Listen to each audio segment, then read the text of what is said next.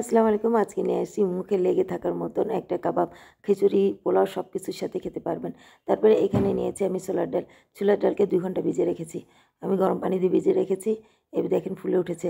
ফুলে উঠে এই যে দেখেন একদম অ্যা সেদ্ধ হয়ে গিয়েছে। তারপর এটা আমি একটা বড় বলে ঢেলে নেব।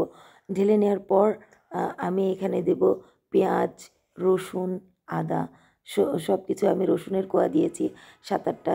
তারপরে দিয়েছি পেঁয়াজ দিয়েছি বড় সাইজের একটা, তারপরে দিয়েছি জয়েন, মৌরি, জিরা, তারপরে দিয়েছি বেসিক মশলা, হলুদ গুঁড়া, ধনে গুঁড়া, লবণ আর মরিচ। তারপরে এখানে দিয়েছি ৭-৮ পিস আমি গরুর মাংস দিয়েছি। ছোট, ছোট করে কেটে নিয়েছি। আগে বয়েল করে নিয়েছিলাম হালকা, তারপরে ছেঁচে দিয়ে দিয়েছি। তারপরে ডালের সাথে দিয়ে দিয়েছি। ডালের সাথে কিন্তু ততটা সেদ্ধ হয় না। তো আমি সবগুলি মশলা দিয়ে দিয়েছি তেজপাতা সহ। সবগুলি মশলা দিয়ে আমি এটা প্রেশার কুকারে বসিয়ে দেব। তারপরে এইটা দেখেন অ্যা আমার ডাল কুক হয়ে গেছে। আর গরুর মাংসটাও কুক হয়ে গেছে দেখেন। সবগুলি সফট হয়ে গেছে। তো এইটারে আমি ভালোভাবে এইভাবে নাড়ব। নেড়ে তারপরে একটা ডাল ঘুটুনি দিয়ে ভালোভাবে এটাকে দেখেন এইভাবে এইভাবে ডাল ঘুটুনি দিয়ে করে নিবেন।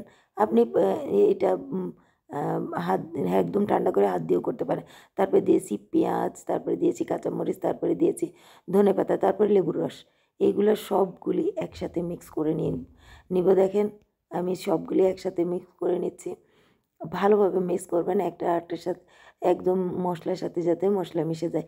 আমি এটা আমি কিন্তু একদম পাটায় আরেকবার পিষে নিয়েছি এই পেস্টটা। তা এইজন্য এত সুন্দর একটা পেস্ট পেয়েছি।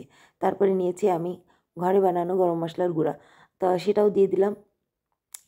আপনি কাবাব মশলাও ব্যবহার করতে পারেন। আমি নরমাল গরম মশলাটা ব্যবহার করেছি।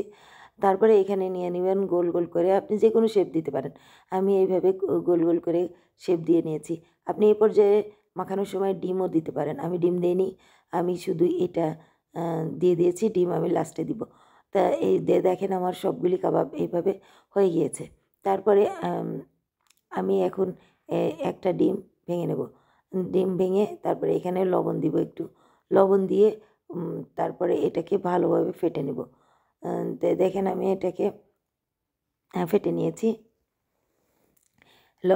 লবণটা দিয়ে আবার ফেটবো। ফেটে তারপরে এখানে আমি কাবাবটা ডুবিয়ে দিব। তারপরে এই যে দেখেন আমি কাবাবটা আবার ডুবিয়ে নিচ্ছি। ডুবিয়ে এখন তেলে ছেড়ে দেব। সবগুলি কাবাব আমি এইভাবে তেলে ছেড়ে দিচ্ছি। তো আ এটা দেখেন আমি এপিঠ ভাজবো।